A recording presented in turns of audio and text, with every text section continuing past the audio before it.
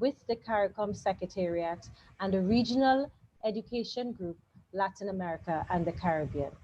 I am Dr. Laurette Bristol, Program Manager for Human Resource Development at the CARICOM Secretariat, and I will be your moderator for this morning's webinar. Since the beginning of its outbreak worldwide, the COVID-19 pandemic has necessitated restriction on movement, disruption of routines, curtailment of social interactions, and deprivation of traditional learning methods, which has been provoking strong negative emotional responses such as panic, stress, anxiety, anger, and fear among all stakeholders in the education field. Young learners are concerned about their education as national examinations are cancelled and we are grappling with the insecurity of isolation and uncertainty. Teachers are having to rapidly adapt to new and untested teaching methods. Parents and adult caregivers are struggling to meet the challenges of homeschooling while juggling work and community obligations, caring for family members, and maintaining individual well-being. To address and counter the social anxiety, emotional upheaval, and fearful insecurity unleashed by COVID-19, it is therefore urgent and necessary that families and education communities build vital coping skills and emotional resilience.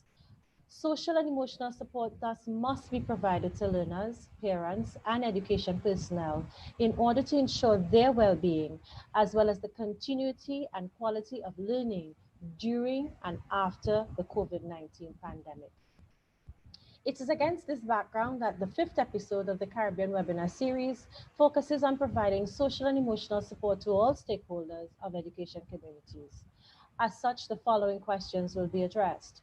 What are some of the social, emotional needs and challenges encountered by learners, parents, and teachers in the context of extended school closures, and how can they be addressed? What efforts are Caribbean governments making to ensure the social, emotional well-being of learners, parents, and teachers during school closures and physical confinement? Why are social and emotional skills important for learners, parents, and teachers during and after the COVID-19 crisis? And what are the implications of social emotional learning for the future of education? So today's webinar is organized and you will hear a series of presentations from a series of stakeholders within the Latin American and Caribbean region, but with a focus on the Caribbean. And our first presenter is Ms. Mary Green Delany, Regional Advisor on Education for Health and Wellbeing from ORLAC UNESCO Santiago office. And Mary is going to share with us some critical information around social and emotional well-being for about 8 minutes. Mary, over to you. Good morning, Laurette. Good morning, colleagues. It's always a pleasure to be here. I'm hoping that you're all well and safe. I'm speaking to you from the Regional Office for Education for UNESCO for Latin America and the Caribbean in Santiago, Chile.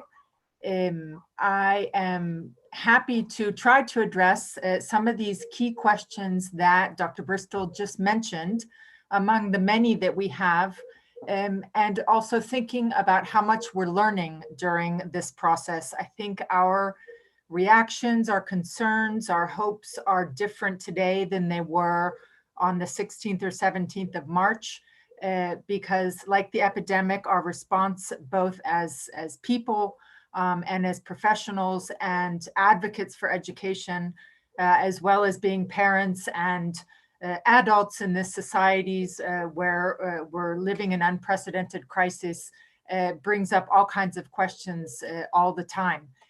In terms of that first question, what are needs and challenges for learners, for teachers, for adults, for parents, in the context of these extended school closures?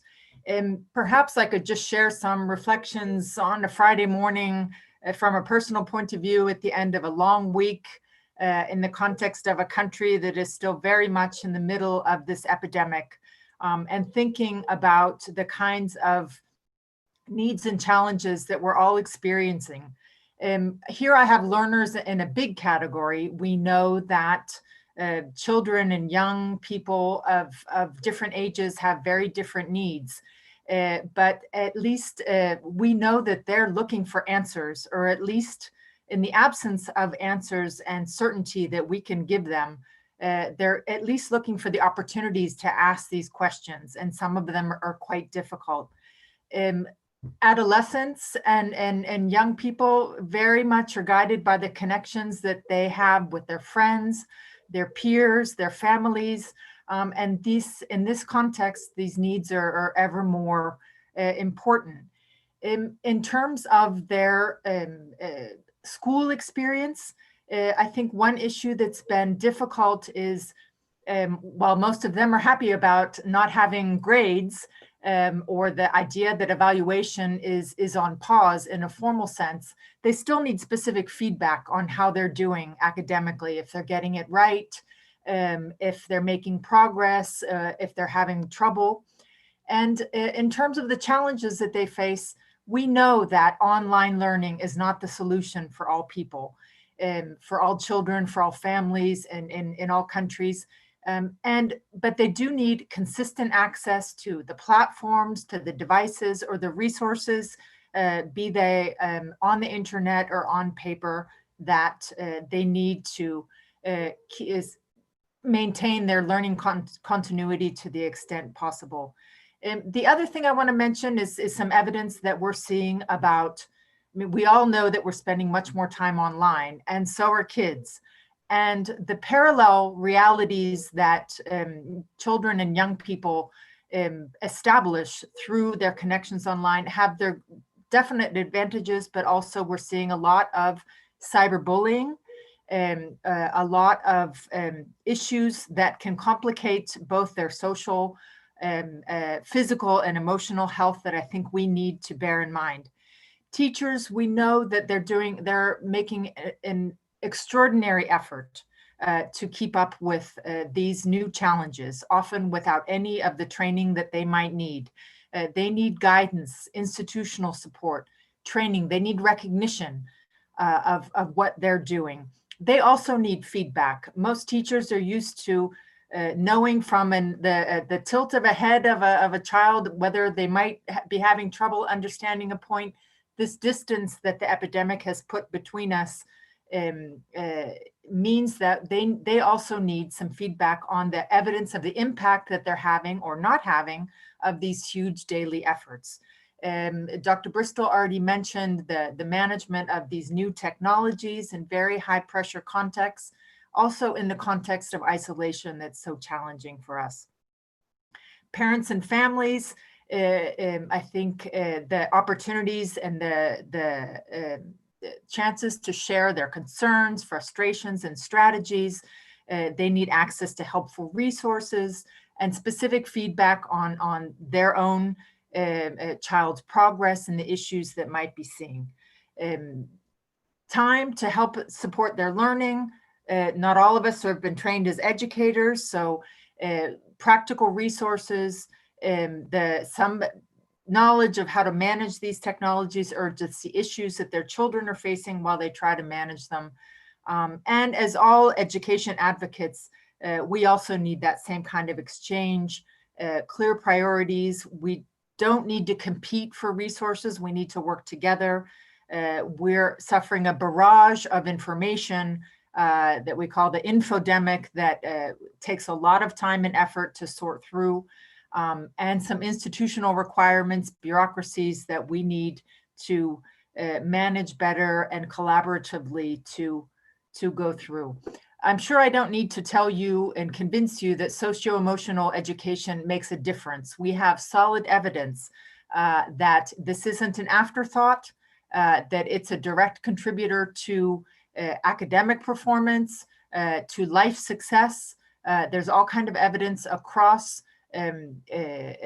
age groups, geographical settings, cultural contexts, and different ethnic groups that a serious investment in social emotional education makes a difference. And it not only benefits children, but also teachers, families, and other education workers.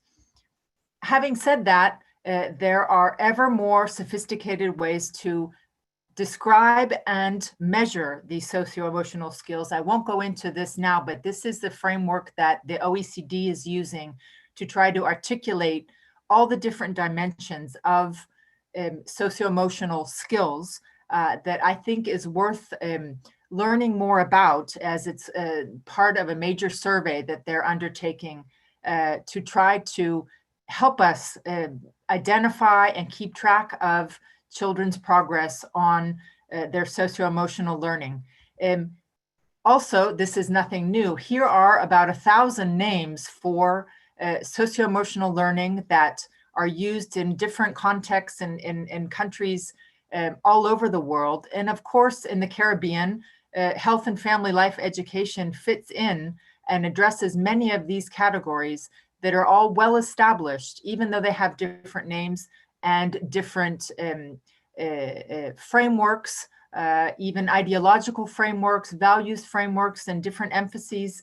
We are not, this is not something new for us. So let us use the resources that we have, the experience that we have in the crises, the context of crises that we've made it through before, to strengthen the socio-emotional learning. And finally, this definition of 21st century skills, which, as we know, very much incorporates socio-emotional learning. And I wanted to put this as by way of closing, because this definition comes from 2012, thinking about the kind of world that we're living in. And if you look at each one of these concepts in the context of COVID, I think in the last 3 months, we've learned that we need to look at every single one of them and understand how COVID has changed our view of the world, has changed our view of education, and what children and young people need to know to be able to manage this new world that we live in. Please, any way that I can help, and my colleagues in the Santiago office, here's my email address.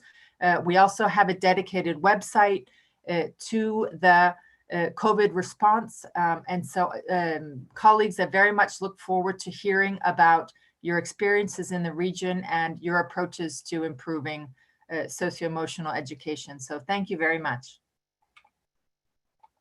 Thank you for that, Mary Green. And I think you've established a nice framing and foundation for us, recognizing and putting up front the need for greater investment in social and emotional learning. I think that is a lesson that we will take all the way through with us throughout this webinar. Our next presentation is coming from Ms. Judy Joseph McSween, Secretary for the Center for Emotional Intelligence and Human Relations Skills at the University of the West Indies. So, Ms. McSween, over to you. Thank you very much, Dr. Bristol. Most welcome.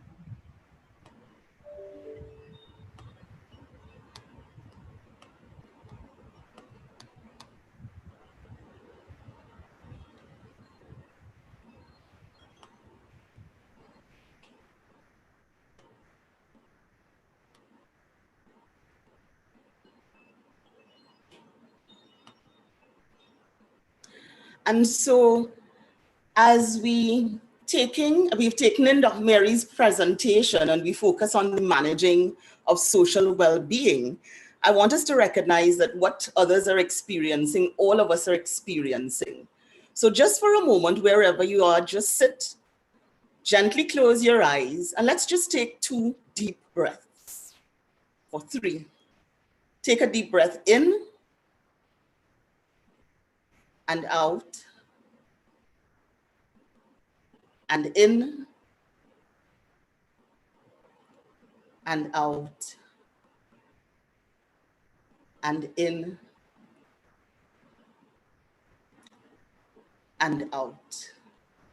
And gently open your eyes.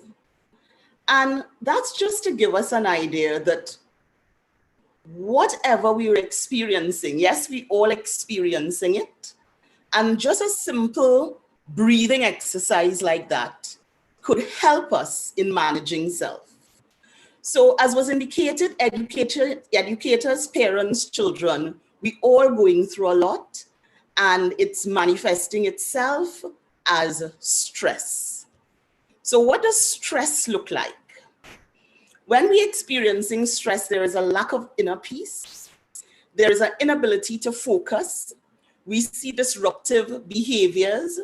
Productivity goes down, performance goes down, interpersonal relationships are challenged, and there is an increase in absenteeism. Why are these things occurring? So I know you can't read this clearly, but I certainly want to share this slide with you all. And it's because that when we are under stress, our nervous system is agitated and we go into either an aggressive mode or withdrawn mode. Our muscles are tense and taut. Our respiratory system is impacted. We don't breathe as effectively, which is why I encourage you to take some deep breaths at the start. Our hearts are impacted. Our adrenal glands, our endocrine system are impacted. So there are a lot of things that we go to the doctor for, thinking it's a physical ailment, and it's really a manifestation of the stress that each of us experiencing, whether it's the children, the parent, the educators, all of us are experiencing and manifesting these things. But in the same breath, we are saying that we have expectations of each of these stakeholders. We really want them to be able to have coping skills. We want them to have well-being. We want them to stay healthy and positive. We want them to care for others. We want cooperation and collaboration. We want to see equity and inclusion. We want people who are able to address emergency situations in a calm way. So what does this necessitate? And so what I'm sharing with you is some of the competencies that are going to be required for us to be able to deal with these situations and how we can develop these competencies. So across the heading, the top there, the heading indicates contemplation practices, physical intelligence, emotional intelligence, conversational intelligence, spiritual intelligence.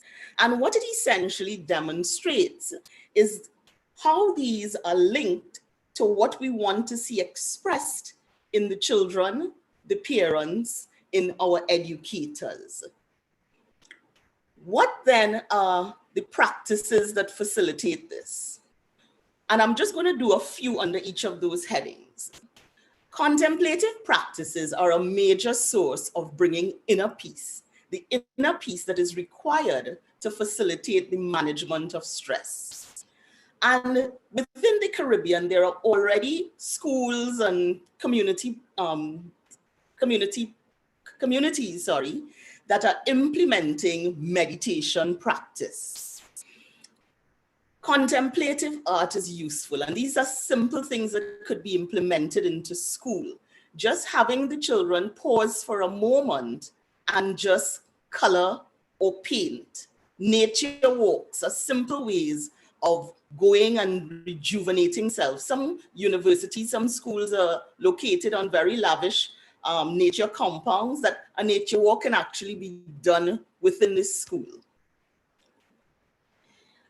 A lot of us hear about emotional intelligence, and we think of it in the 4 quadrants: self-awareness, self-management, social awareness, and relationship management. In multi-health systems, we talk about the fact that in addition to the emotional and social functioning, through emotional intelligence, you can also develop your well-being. And again, if we look at the competencies that we develop to facilitate that, one of the critical ones is the stress management, being able to be flexible, being able to have stress tolerance, that resilience that Mary referred to earlier on, being optimistic, having a positive outlook, are ways of helping us in managing the current stress and trauma we're under. Being able to effectively do decision-making, being able to manage impulses, move from the assumptions that may be causing us stress by reality testing and being more objective. Another area is that recognizing that when we are under stress, that our relationships are thrown off of balance, we snap at each other. And therefore, if we have the emotional intelligence to be able to demonstrate empathy and compassion for the other, if we are able to demonstrate social responsibility, whereas we recognize that we are all connected so that whatever I'm doing, my response impacts the other, we are able to live in better harmony within the education system and reduce the stress that is being caused by other things. Under conversational intelligence, I'll just highlight that we need to be able to build trust with each other. We need to develop those strong listening skills so we can tell where the other is coming from. And we need to be able to sustain conversational agility. So as you see all the protests and stuff happening now, which are likely to transition into the education environment, being able to collaborate and hold conversations in a way that will maintain the sanctity. And lastly, the spiritual intelligence, just 4 areas I'm highlighting here, is being able to move from ego to higher self, being able to keep that higher self in charge, and being able to be a calming and healing present to those around us. So as we talk about this social and emotional well-being in education systems, I encourage you to develop your inner peace through these practices and strive to become fully intelligent leaders. Thank you. Thanks for that, Judy. Some very interesting practical advice that we can use to respond to the challenges that we're encountering. Taking deep breaths, understanding that we are in this together, working on developing inner peace, listening to connect, promoting and building trust, and sustaining conversational agility. Some very practical tips. Our next presenter is going to be a duo presentation from Mr. Euro Debrano, Deputy Director of the Development Department, Ministry of Education in Suriname, and Ms. Jacinta Young, Executive Director of Child Helpline in Suriname. So you're going to get a tag team, and we're really excited to hear the experiences and practices coming out of Suriname. So Euro, over to you. And Jacinta. Thank you, Dr. Bristol. Good evening, colleagues. I want to thank, I greet you all with a warm welcome from Suriname. I'm presenting this with my colleague, Jacinta Yongalok. I will put up my screen. Jacinta, while Euro does that, do you want to turn your video on?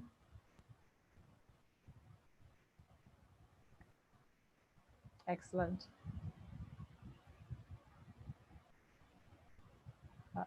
You just have to go to slideshow, Euro. Yes.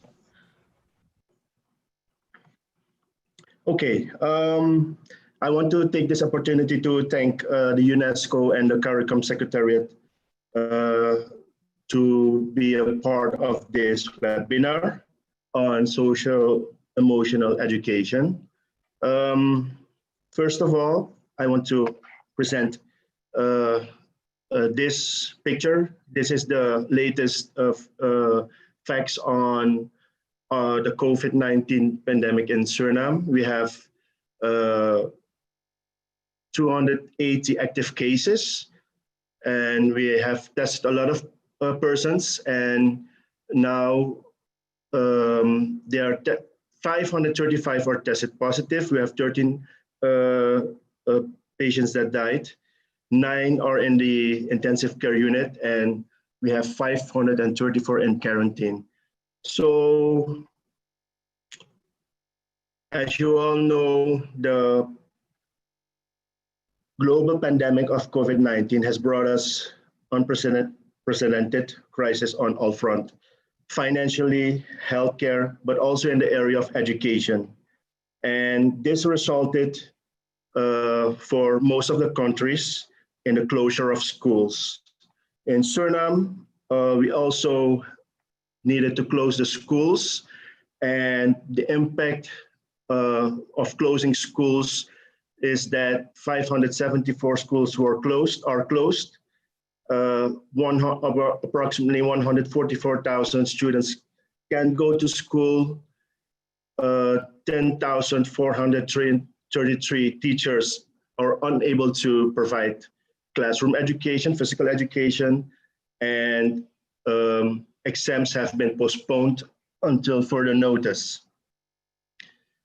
I must say, I think that for most of the countries, and Suriname has never dealt with a crisis of this magnitude.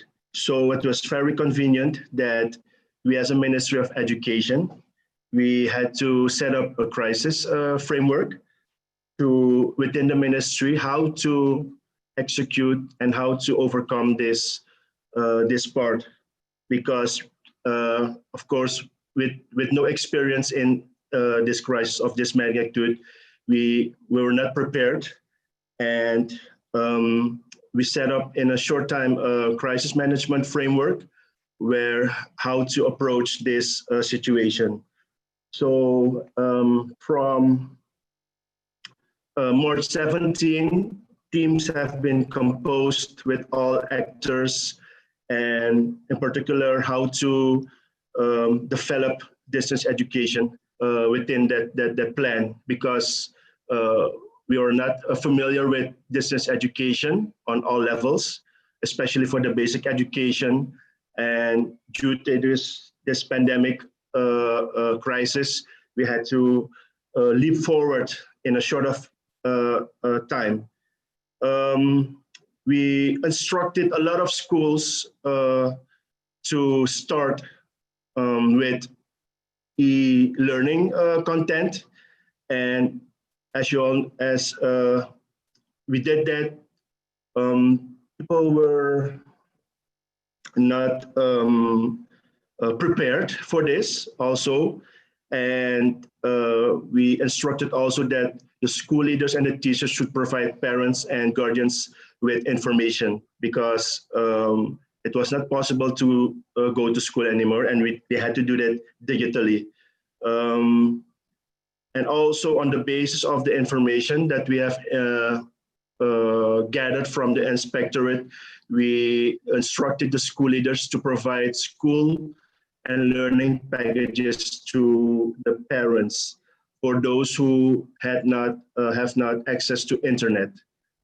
With these measures taken, we also implemented the B-streaming television series.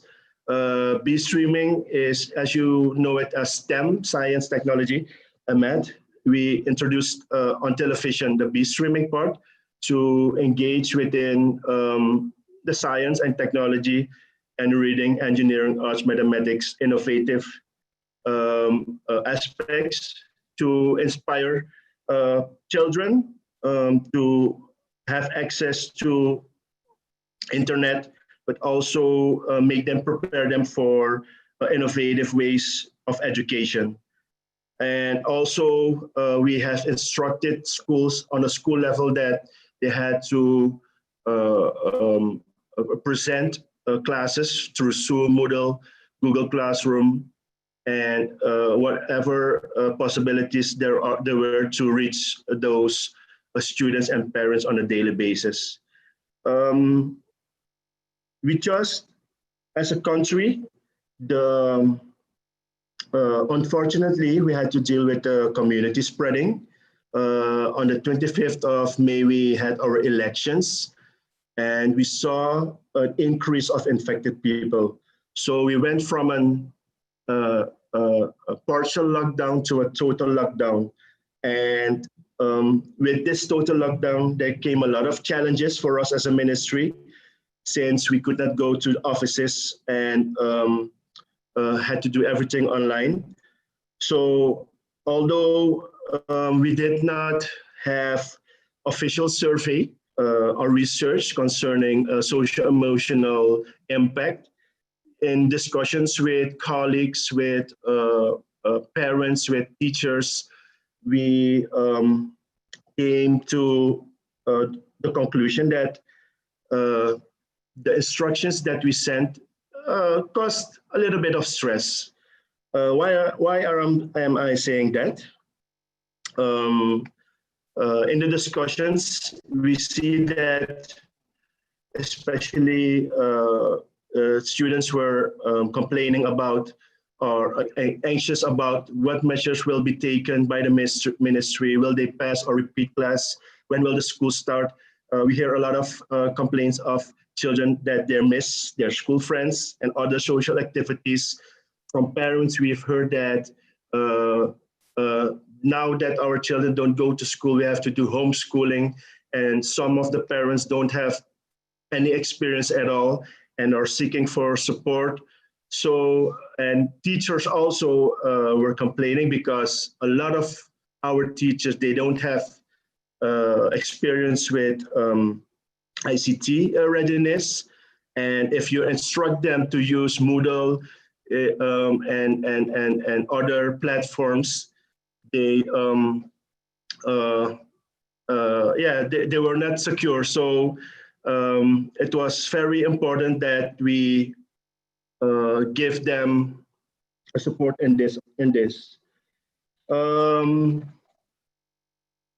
Furthermore, I want to say that as a ministry, I want to emphasize on this part because one of the things the government was doing is to provide a collaboration between ministries. And the keywords within attacking this COVID situation is our integration, cooperation, collaboration, mutual support. And it was very important that we all work together. So from the ministry side, we developed TV productions. We are working with other partners and also provide information sheets and use the provision and of existing material. One of the material that is sent out is My Hero Is You, storybook for children on COVID-19, and also public awareness campaign, how to deal with social emotional aspects. I want to ask my colleague to go further with the other slide.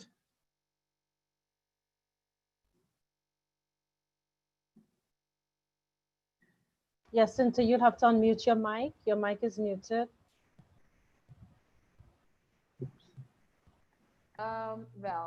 In terms of emotional education or social emotional support, um, social emotional support. Um, this is not something that was integrated or institutionalized in the education policy, the policy of the Ministry of Education in this time of COVID, but there have been means by which the government of Suriname has tried to provide this support. One of the things that was done is that existing facilities like the child helpline were broadened so that it was open to a broader target group.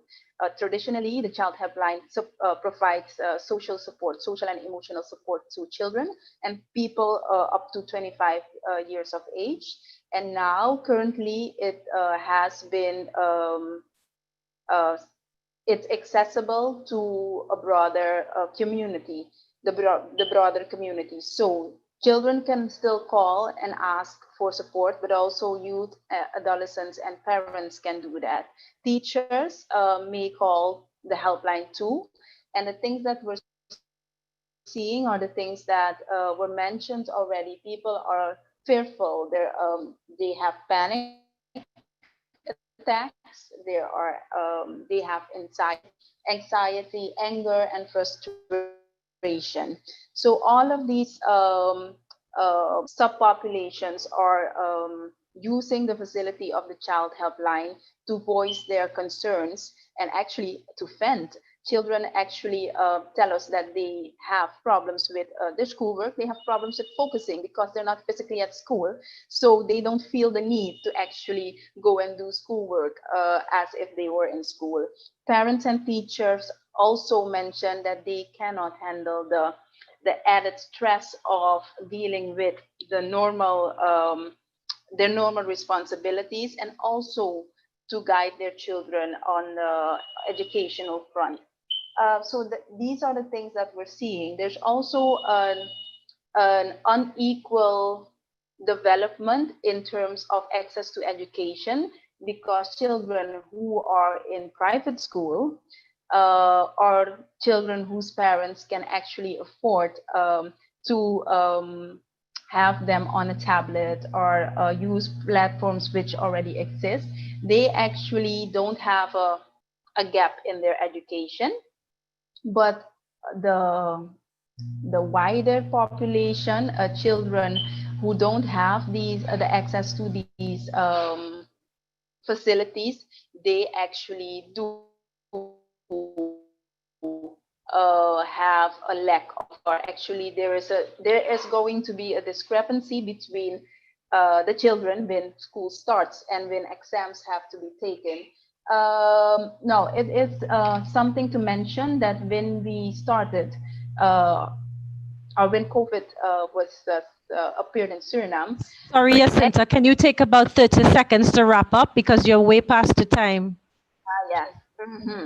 Well, there has been a collaboration between NGOs working on gender, women's rights, sexual and reproductive health, child protection, to raise awareness about the situation that children, women, and also men are living under, the social, emotional stress, and the danger of violence within the home. So they are working with the government on awareness and actually a crisis response to provide these people with social, emotional, and other support. So I think I think that's it. Thank you, Jacinta. I think you would there are a number of questions that are popping up in the chat for Suriname that we will get to when we get to the question and answer section. So I'm looking forward to giving you that extended opportunity to engage with the audience. Colleagues, we now go to our youth perspective. We have started this. This is not a part of a consistent part of the webinars. We actually initiated the Youth Forum a couple webinars ago, and we recognize the importance of having the youth voice. So I want to invite Mr. Kivi Frederick. He is representing St. Vincent and the Grenadines, and Kivi is actually going to give us a sense of what is the impact of COVID-19 on the young people when you think about issues around social and emotional learning and what provisions need to be in place for our youth. So Kivi, over to you. All right, good morning to everyone. Now, first and foremost, I want to say thank you for having me here. And as a youth representative, I would be speaking on not necessarily all youths, but the impact that the COVID-19 has had on particularly most of us. So based on UNICEF information, it says that over 1 billion learners have been affected by the closure of schools, closures of libraries, computer labs, parks, and stuff. Now, when it relates to social emotional support, we can define this as the expression of words, feelings, paying attention, and showing support to young learners, young individuals who don't know what to do. Earlier in the presentation, Ms. Judy Joseph stated that for emotional intelligence, decision-making is key, along with stress management control. Now, I was looking at a survey, and the survey stated that 11% of persons in the United States of America who were planning to enroll for college in fall 2020 decided not to go again, 8% of which decided that they won't go because of the COVID-19 pandemic. Now, they are left knowing what not to do, and their decision-making has been impeded. In Suriname, they stated that over 574 schools have been closed. of which most of the students will be graduating this year. Now, some of them will not know what to do in the future, nor which school they're looking to attend, or generally what they want to do. Therefore, as young learners, we need mental support. For a young person knowing not what not to do or what to do, you can be very indecisive. And as a young learner, you can be strayed very easily. No, you can be strayed to the wrong things such as drugs, pills, etc., just to find a sense of relief, per se. On January 30th, before the COVID-19 pandemic, the World Health Organization stated that depression is a leading cause of disability worldwide and is a major contributor to global burden of diseases. They then stated, at its worst, depression can lead to suicide, and close to 800,000 people die each year from suicide. And depression affects 264 million persons worldwide, ranging from ages 15 to 29. Now, the trend here is that ages 15 to 29 are the learners' age, or the youths. Now, as stated before, like I said, decision making. Now, depression can be caused from anxiety or the childhood trauma. And basically, when you experience a pain, you look for a way to relieve it. So you go to pills, you go to drugs, you go to etc. Now, not knowing what to do for the upcoming future, you're going to be looking at either crime, developing a new skill, or generally just finding something to do, somebody to lean on. Now, the mental support that person can provide to the young persons, simply as having seminars, webinars, where you can talk to young persons about what they can do in the future. Give them correct guidance. Give them the facts. Tell them what not to do, what to do. These things can support a child greatly. Now, in my personal experiences, in college, where I go to, we have a webinar every month. Now, this webinar is a leadership webinar, and it's a webinar that addresses issues that we face as young persons in the college. Now, having this at a national level can reduce the anxiety that persons would face, because by having this simple webinar, persons would have something to look forward to. If 50 persons join, you would have a lot of persons still. I mean, out of 200 individuals from the school, at least 50 persons would join. And of this 50, around 40 or so would implement these facts, these help that the college has provided. And I would like to say that stress management, as a young individual looking at school, stress management is a great burden towards us as individuals. So for persons who just provided us support, helping us out with this stress, at least helping us with our work. For the online classes, we can have a lot of assignments due the next day, due the next week. So parents or even simple educational personnel can help us come and provide us with what we need. For example, if we have to do a math problem, you can help us do the math problem and then train us, teach us, so that we know that somebody is out there listening to us and that we will not go to the wrong company looking for this relief or this, somebody just to lean on. And finally, I want to say that skill set support is something that is very important to us as young individuals.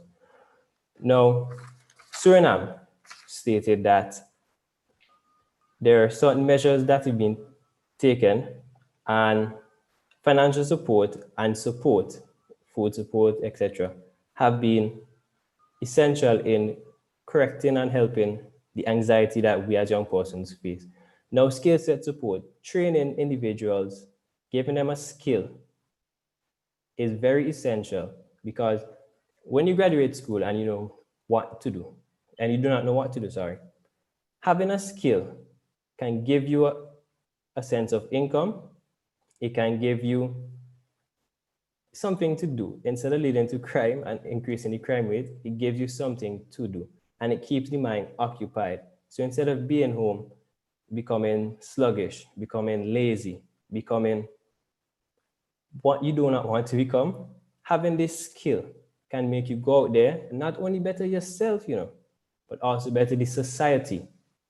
So during this time of COVID-19, where persons are losing loved ones, grandparents, you can go out, you can help somebody, you can help an old lady down the road by, let's say, making a chair for her, fixing a computer or something, a skill that you've learned.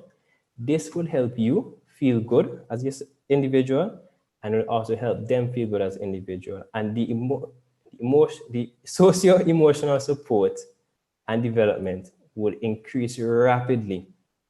And you'll just start to see happy individuals, morale going up instead of going down. And by morale going up, traumas going down, depression, all things being equal, would also go down. Thank you. Thank you for that, Kiwi. It's always a pleasure to hear the voices of young people. They speak truth to power in some significant ways. Now, we are expecting the Minister of Education from Antigua and Barbuda to join us, but he's not yet in as yet, and you would appreciate that ministers carry very, very heavy loads, and a number of unexpected, unanticipated demands arrive. So while we wait and hope that he's able to join us at some point, what we will do is open the question and answer segment. And I'm going to ask all our presenters to turn on their videos so we can see your faces. And I'm going to you can keep your videos on for this portion of the segment.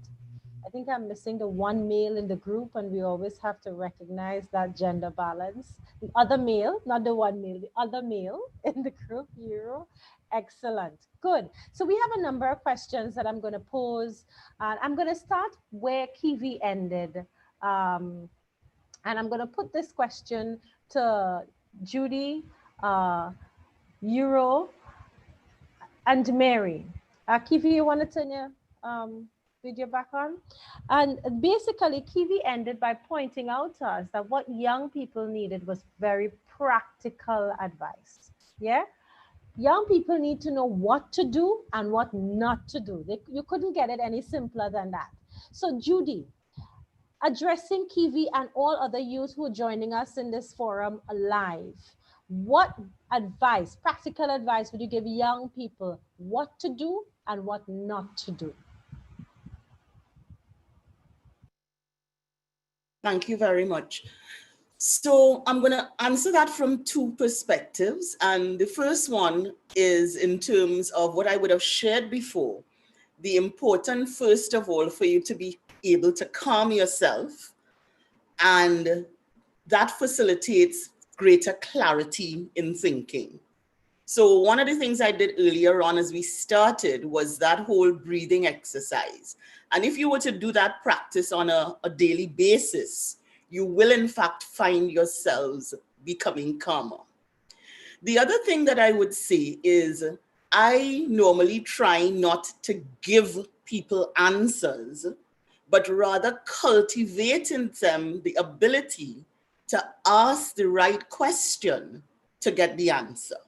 Because the answer, in fact, lies within. And the thing is, if I tell you the answer now, when you have your next question, you're going to come back to me for me to tell it to you, as opposed to developing the skill to do it.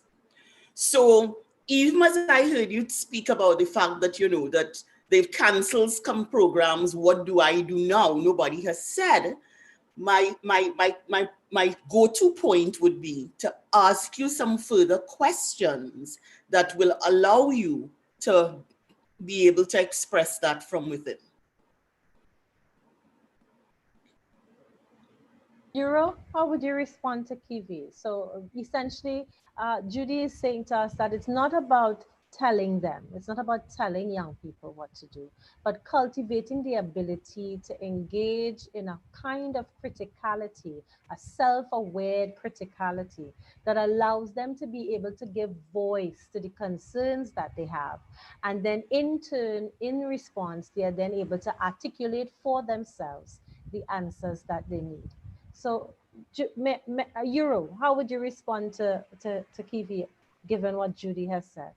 Yes, I agree with Judy. You know, people, we are all different, and we have different cultures, different situations that we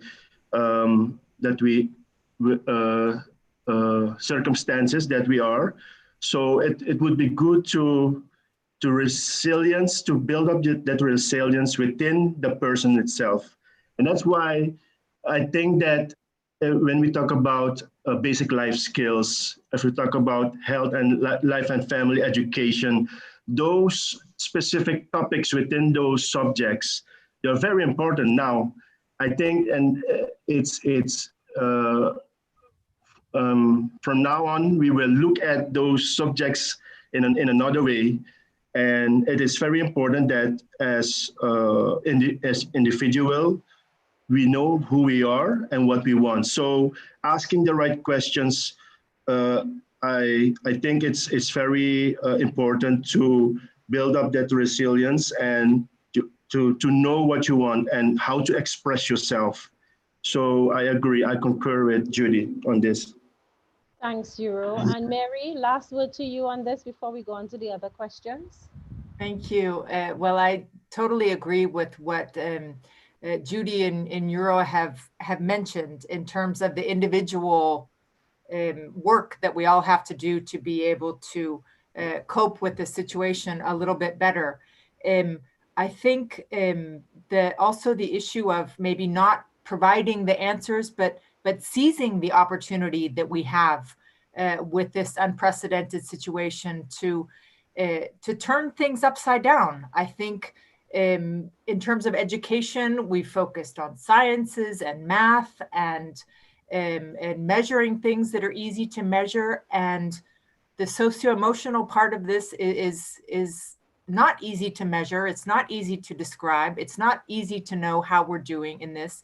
But it's what is required of us right now. We need to think big. We need to think about being global citizens. We need to think about what sustainable development means. And as educators and peers and activists, I think there's all kinds of opportunities for that. The world is full of, we must do this and we must not do that right now. There are behaviors that are prohibited, and there are lots of norms and guidance and regulations, but just like the resilience and the strength that we each must cultivate in ourselves, we must use this opportunity to strengthen a new vision of how we want to live together safely, healthily, and happily. Yeah, you know, and as we engage with this whole notion of resilience, what we become even more conscious of is that everybody needs support. You know, we started by talking about we are in this together and we could only beat this together.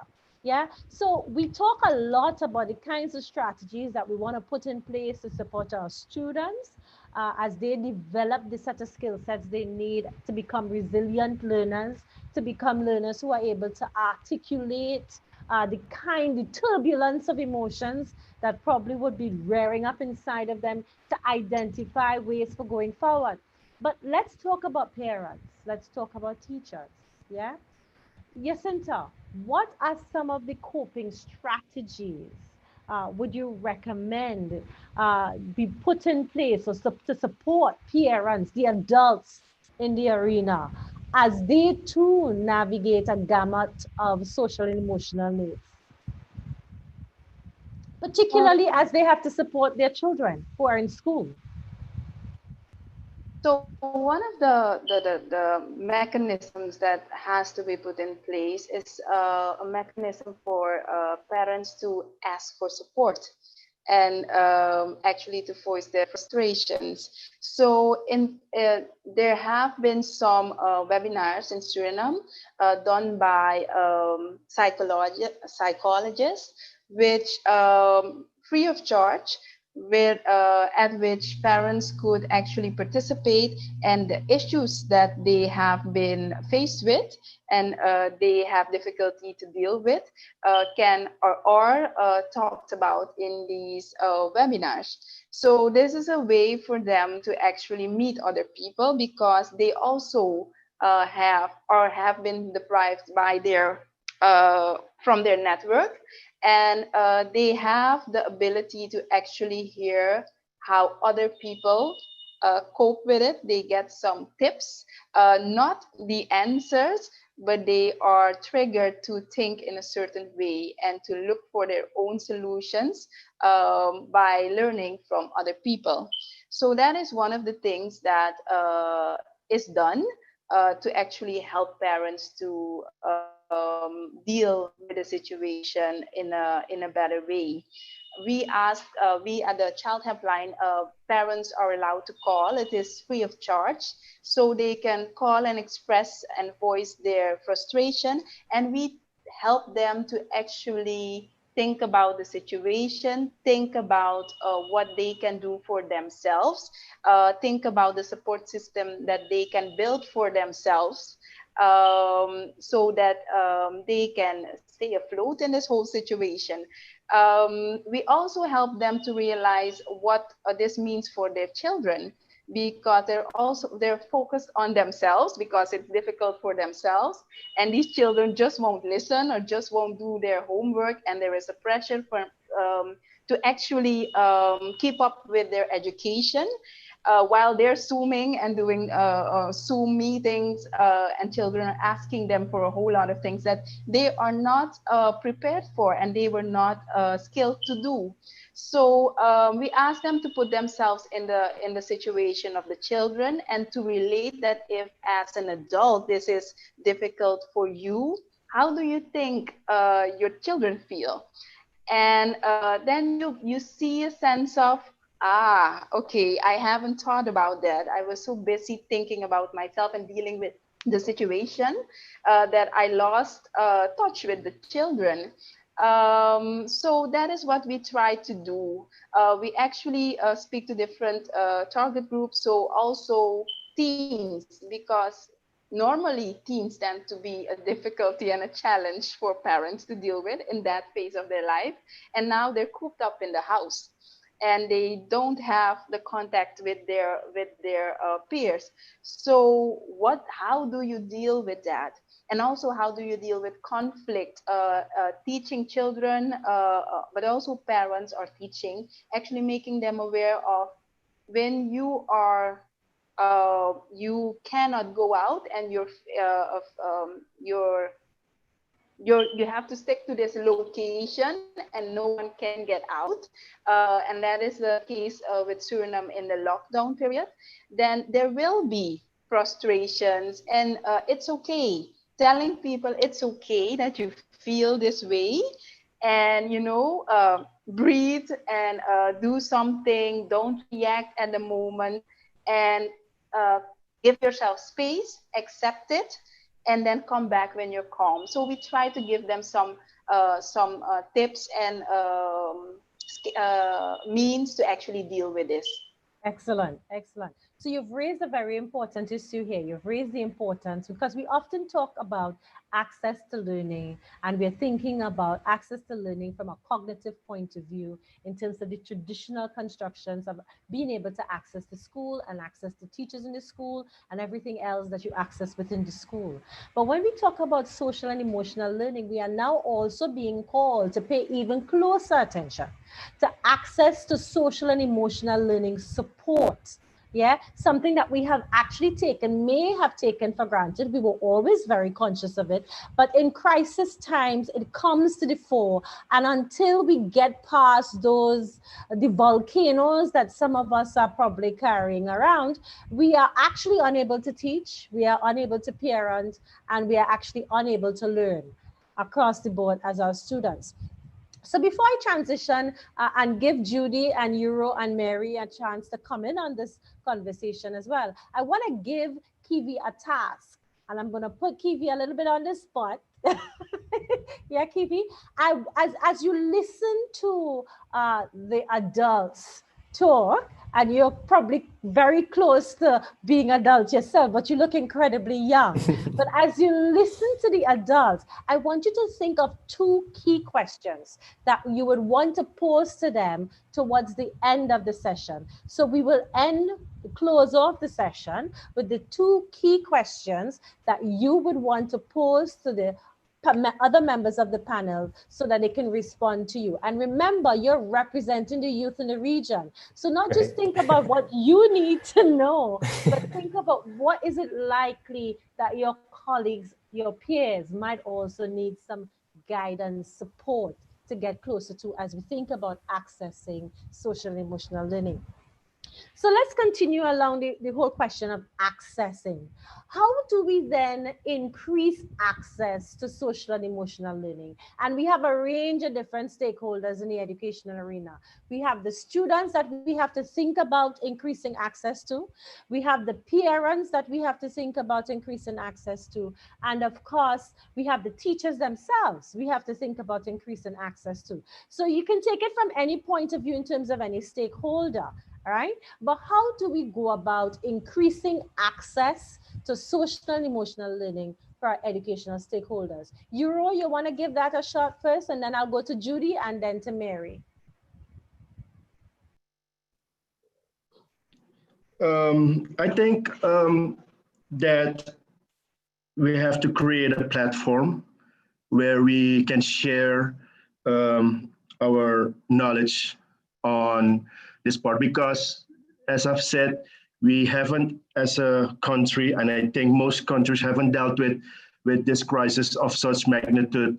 So we are still learning. And I think that if I compare with other islands in the Caribbean where they are confronted with storms, with hurricanes, etc., you're more resilient on having a crisis plan on that. So I think that most countries have to build up that experience, and I think the best way is to set up a platform where we can share good practices on how countries are coping with the situation and how we can support all those groups.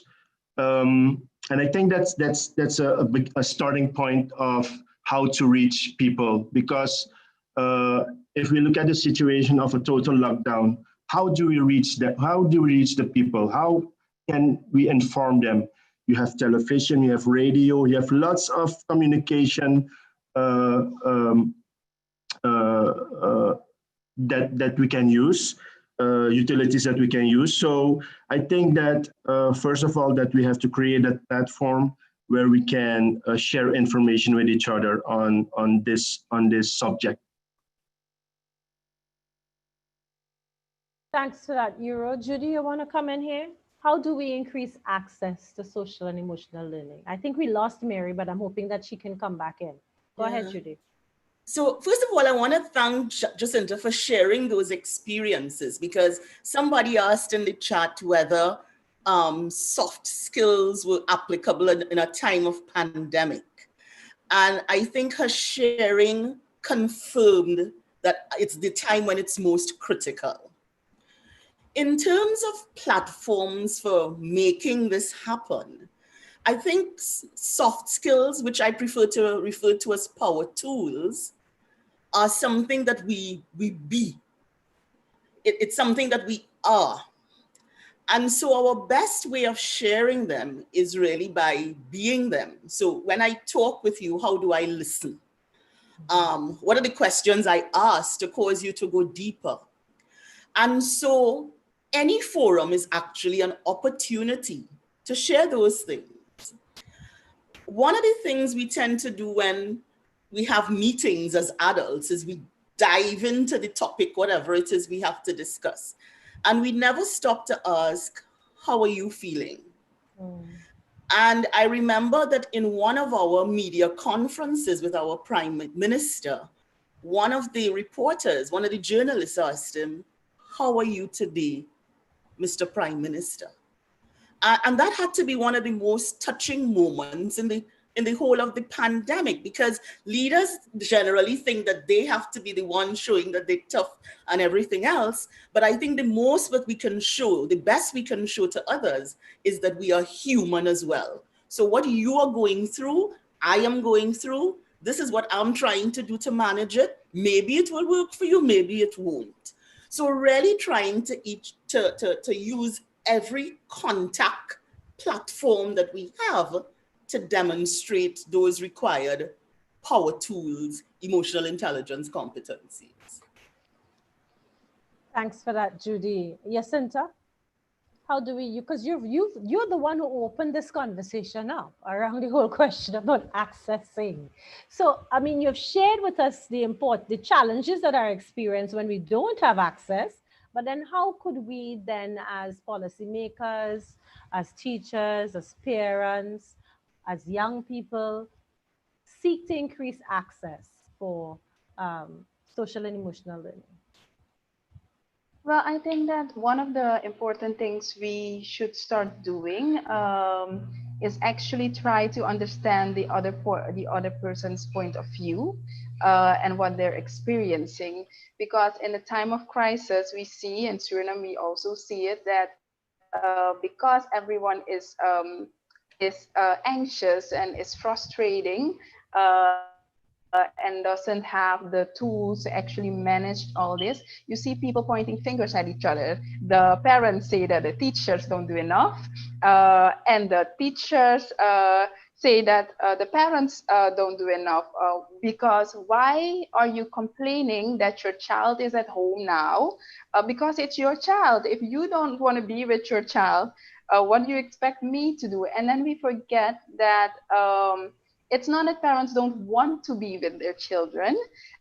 They just haven't developed the skills to be with their children in a certain context, and having to provide a certain way of support. So we first have to be considerate of each other's position and what we're going through. Parents are all, teachers are also parents, so they're dealing with some of the same things that parents are dealing with.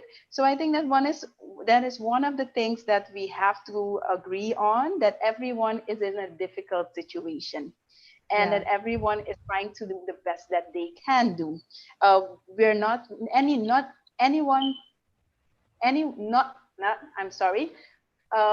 no one was prepared for this situation. So that is a starting point. If we can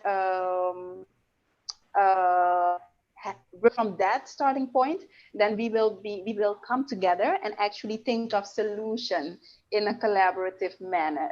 I will give an example that in a school, they asked parents who had technological skills to help the school to access G Suite and build a Moodle. And now they're working together, the teachers and the parents, to actually get these children back in school, being a virtual school.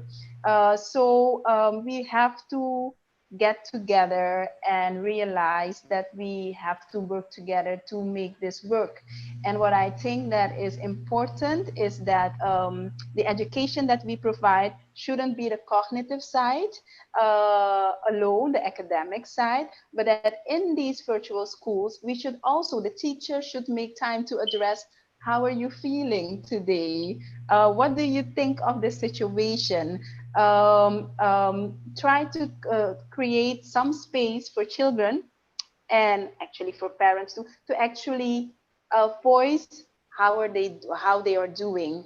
So that is one of the things I think it's important. And if we can manage that, I really believe that we can manage this crisis in a way that will minimize the damage that it has done.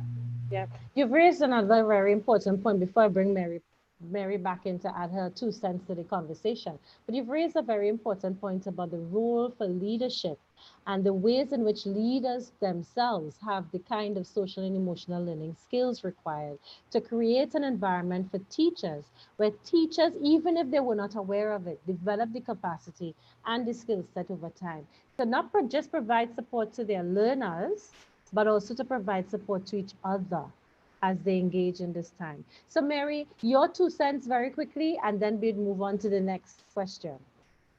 Sure, thanks, Dr. Bristol. Just to pick up on something that I found very interesting about what Jacinta was saying, I think the situation really has brought out into the open maybe what our expectations are of teachers, what our expectations are of the time that our kids spend in school, and maybe this maybe our expectations weren't realistic. There's an idea that lots of people deposit their kids in school for 8 hours a day so they can go live their lives and work and earn the money to be able to support their families. But all of a sudden we're seeing how much more this we were expecting schools to do that now is on really much more firmly on the shoulders of families. So again, I think we need to seize the opportunity to think about that, to recognize what teachers are doing, how we're missing them, what we thought that they were teaching our kids, and also this tremendous, the tremendous gaps in teacher training when we ask for access to socio-emotional learning in school, and we expect that miraculously from teachers who in many cases don't even have basic psychology courses in their teacher training. So let's get real here about the bases of the support that we need to give the people that we're really expecting to do this job, which are teachers. And I think, Kiwi, I'd really like to hear from you about how peer groups and young peoples and activists can contribute to this, and what not only your questions, but what your demands are of this based on the experiences that you're having. And that, again, we also need to recognize and to finish that the school is a safe space. We want it to be a safe space. We expect it to be a safe space and not just a place to get through exams for the next stage of life. But if we want that expectation to be fulfilled, we have a huge role in supporting that mandate that we're giving them, hopefully not blindly, but responsibly. Thank you. Yeah. Thanks for that, Mary. And Kiwi, you have been given an additional mandate because we also want to hear from you the role that peer groups will play, and how peer groups will not just play a passive role, but how could peer groups actually galvanize the momentum around focusing more strongly on social and emotional learning. So we will go to that group that oftentimes we expect a lot of, but give very little to, our teachers. And our teachers are now moving. So right now, we've been spending a lot of time talking about managing in the COVID pandemic reality, where many of us are not necessarily at school as yet. We are still at home. We're providing that support virtually. We recognize the challenges, the big gaps around access in terms of connectivity. Some of our teachers have not even yet made contact with their students 3-4 months in to the reality, because their students don't have Wi-Fi access at home, nor do they have electricity. Yeah, so basically and some of us are blessed if we are actually getting packages to our students. Where we can't even get packages, we are also challenged. So many of our teachers may have lost contact with our students, but school is going to reopen in some form with social distancing, and the children are going to come back. Schools are talking about putting in the safety guidelines for enabling learning in the school buildings in different ways. So the children are now in front of me. I may have been in contact with them during the distance period, but as well, when they come back, it's a new reality. We're not as close to each other as we were when we were before in the classroom.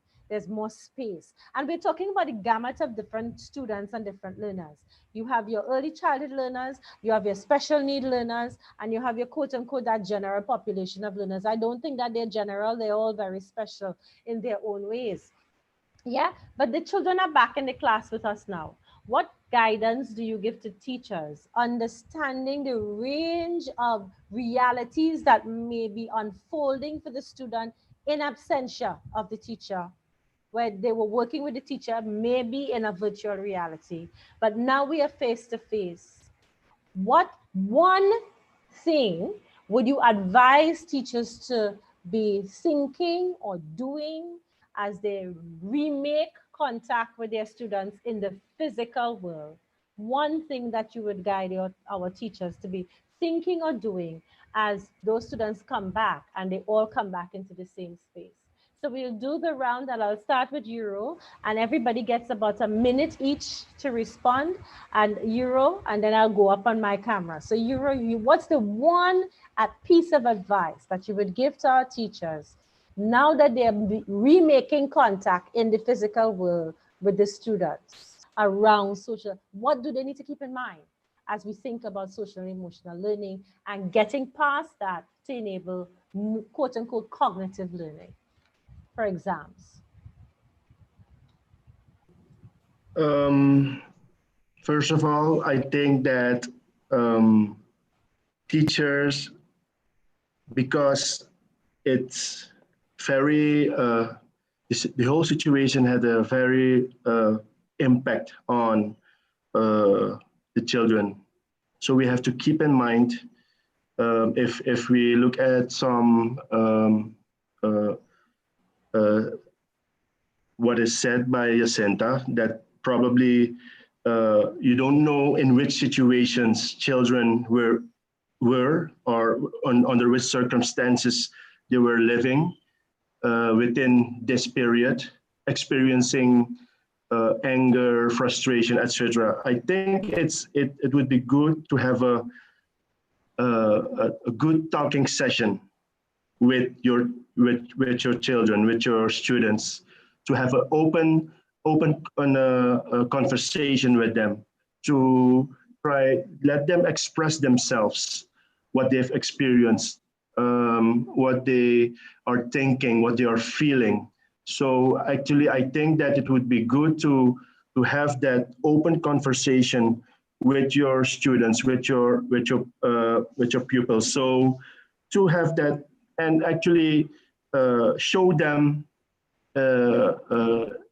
to open up to them your emotion, because we are all people and we have emotions. So let them express themselves in a way that they can gain a certain trust again, and how to share experience with each other. So it would be good to have that open conversation with the children. That is what I would suggest. That's fantastic, Yuri. So first day back, first day of school, let's just have an open conversation, share what has been going on with you, what's taking place. Jacinta, first day back, the children are back with me. I have 10 rather than 20. What's the first thing as a teacher do I need to be doing with an awareness for social and emotional learning? You're muted, Jacinta. I would think that teachers have a certain connection with their pupils, and especially the younger ones. They like to hug their teacher and express their love and gratitude in a certain way. And I think now we will have to talk about, I still love you and I still appreciate you, but how are we going to do this without coming together and touching and physical? So what are we gonna agree upon as a class, as a group, to express these emotions in the future, which is in a safe way? So I think that would be a nice way to start with the children. That's fantastic, particularly little ones. The little ones don't know how to be in your space without being physically near to you. Yeah, so we have to develop some happy dances, some weird quirks. So that'll be really interesting. That's good advice. Thanks for that, Jacinta. Judy? So, so as we ask these questions about, what happened, what do they expect, I think it's very important that the teachers are fully present to what is being shared with them, because the words may have significantly deeper meaning.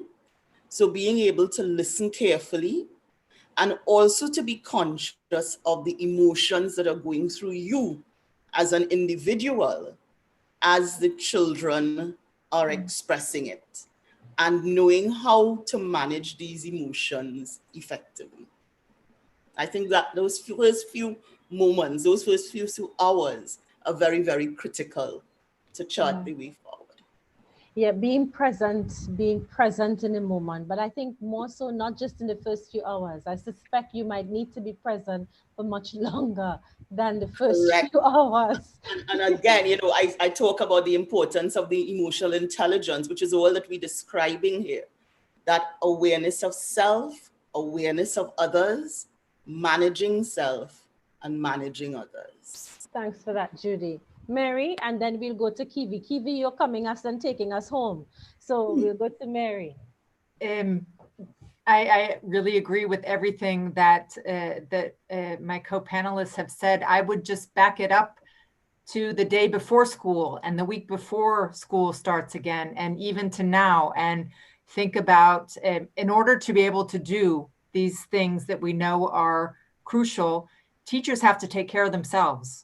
And teachers have to demand the support that they need to be able to be these incredible points of reference and beacons, and the new sort of going, because children will see them as, now we're back, now things are normal again, which is an enormous pressure, especially for kids who have maybe not had a good experience in quarantine. Maybe there's been problems at home, economic problems, violence at home, and they might be coming, I hope not many, with real trauma.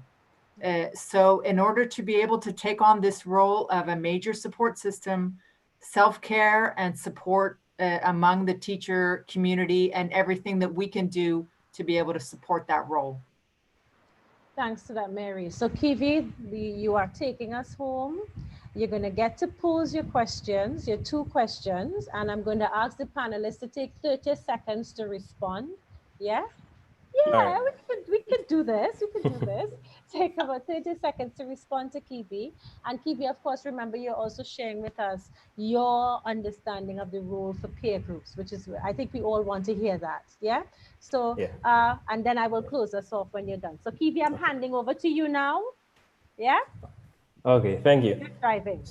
So before I go into the effectiveness of peer groups, just to add to the points, what teachers can do is that they can do things differently. So whereas before you have this standard, you come to a class, you teach the class, you give them work, so on. Now with physical learning being not impossible, but this COVID-19 pandemic is going to span a while, and persons are going to be afraid to come into close proximity with their teachers. So what teachers can do is that they can do things differently. They can come to class and they can have presentations. They can reduce class times. They can reduce class numbers and have shorter classes in a shorter time frame. But if you have 70 students, you might divide the class.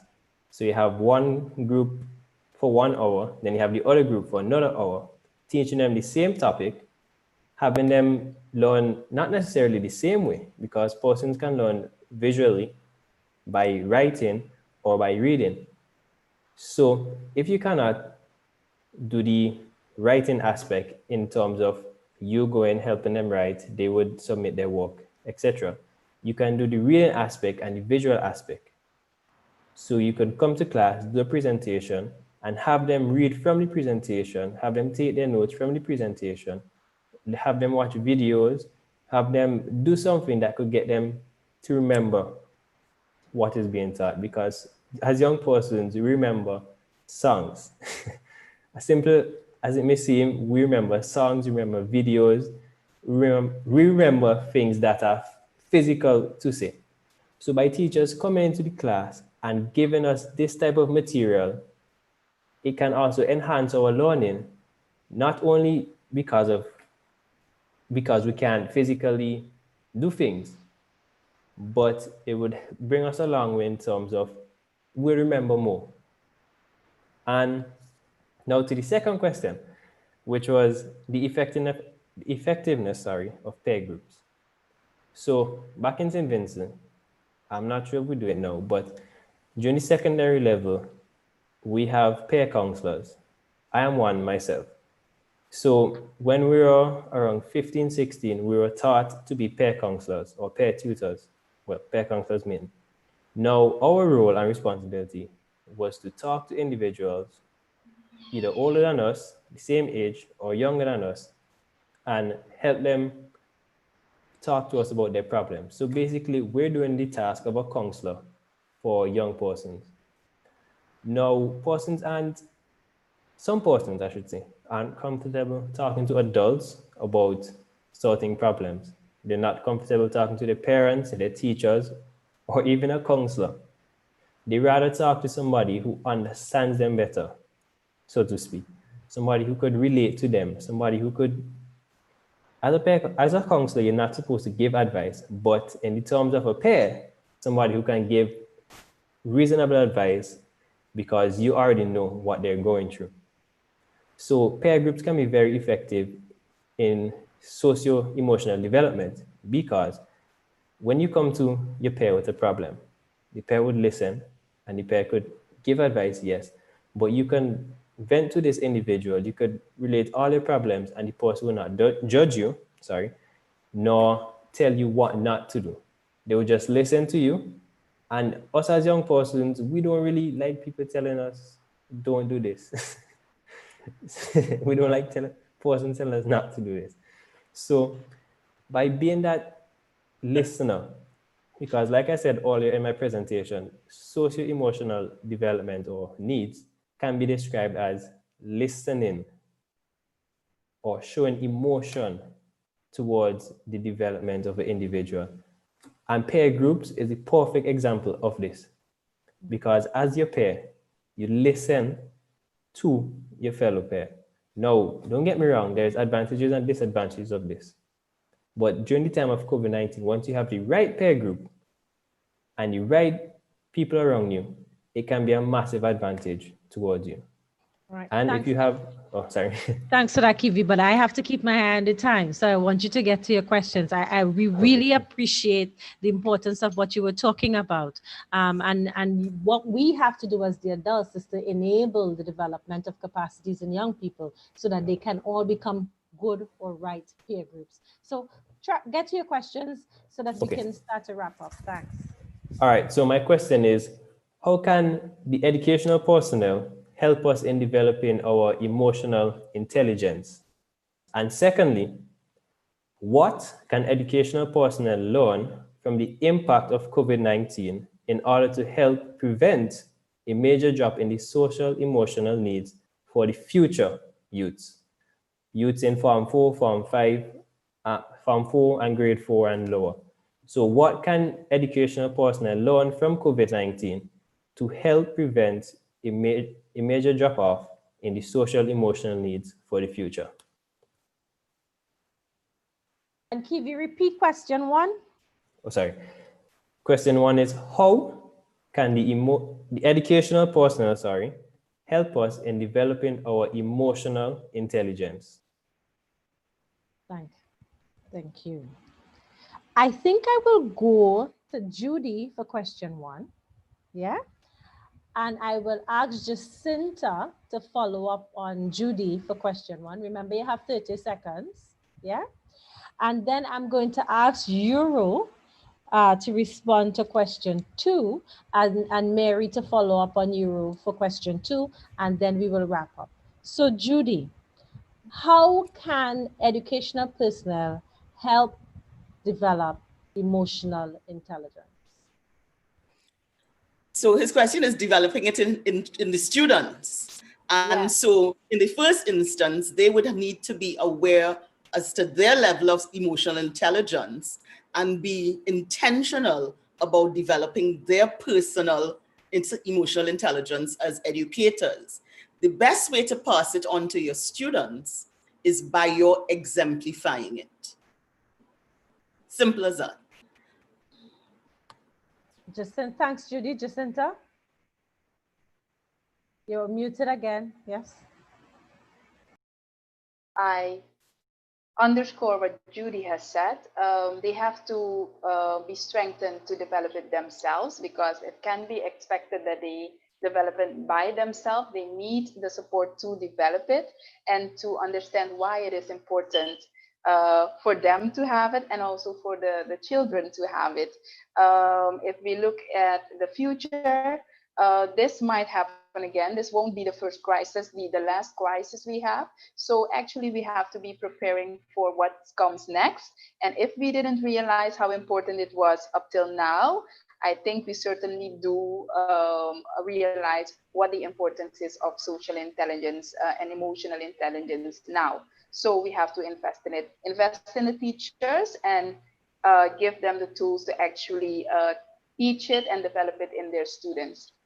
Thanks for that, Jacinda. Euro. So we're looking at learning, putting in place activity strategies to prevent drop-off of social and emotional. In other words, let us not lose focus on the importance of social and emotional intelligence. So what should we be doing as educational personnel to ensure that social and emotional learning, social and emotional intelligence continues to be operating at the forefront?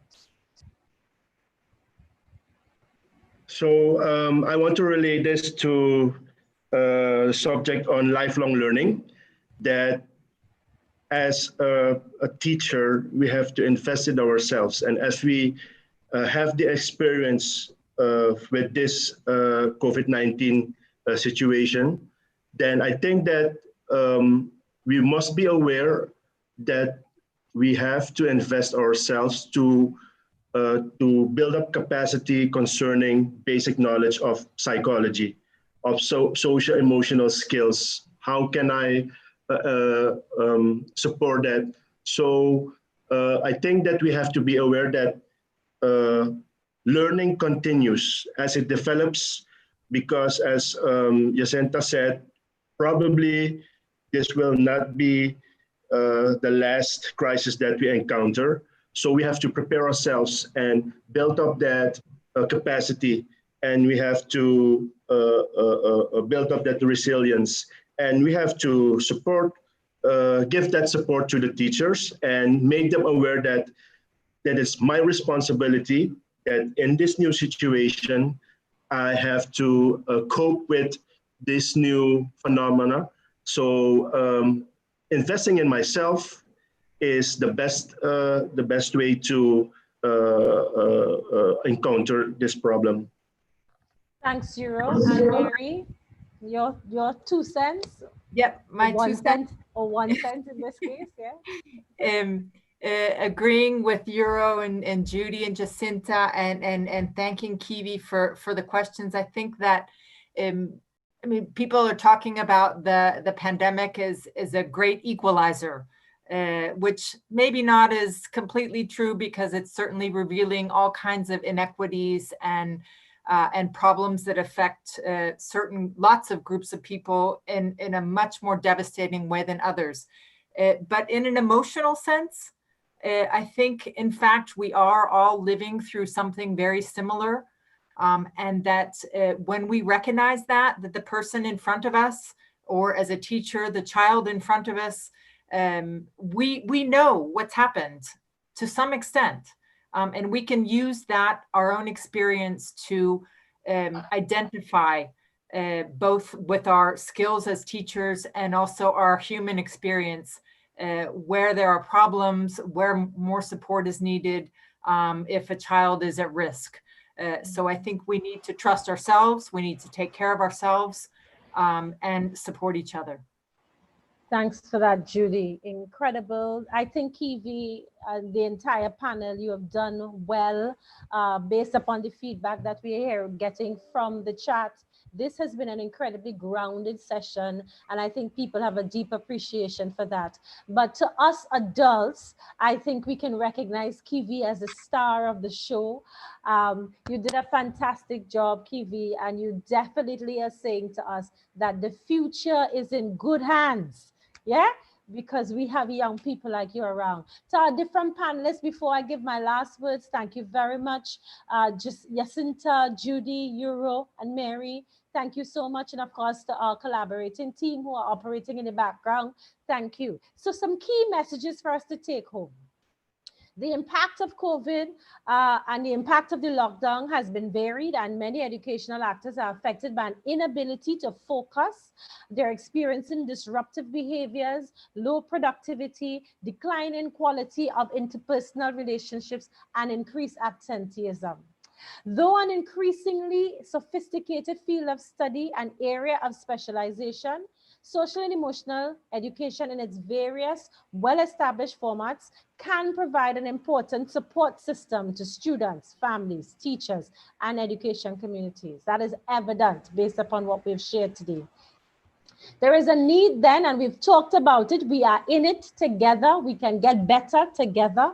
There is a need then for greater collaborative approaches, and countries have to begin implementing initiatives with partners in order to produce materials to establish ways of promoting meaningful exchanges between different educational actors and to support educators in the current context. Last but not least, social and emotional education can offer support to young people in a context where the future seems uncertain. Not addressing the social and emotional dimension of learning can have consequences in the educational trajectories and life projects of millions of young people around the world. Colleagues, thank you so much, Kiwi. Thank you so much. You have given us so much to think about. You have given us some practical advice. I will certainly remember to try to develop my breathing exercises every morning, grounding myself, taking stock of who I am, and staying in the present. Thank you, everybody, and I pray that you continue to stay in the present. Have a fantastic weekend.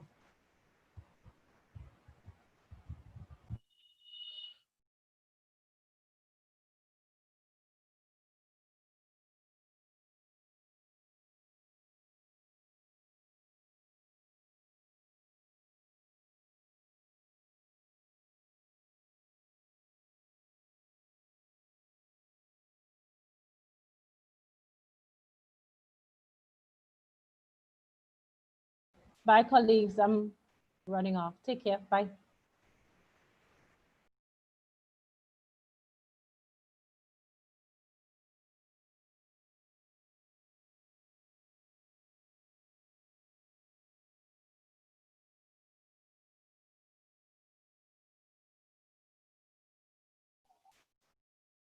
Luis, podemos terminar, por favor.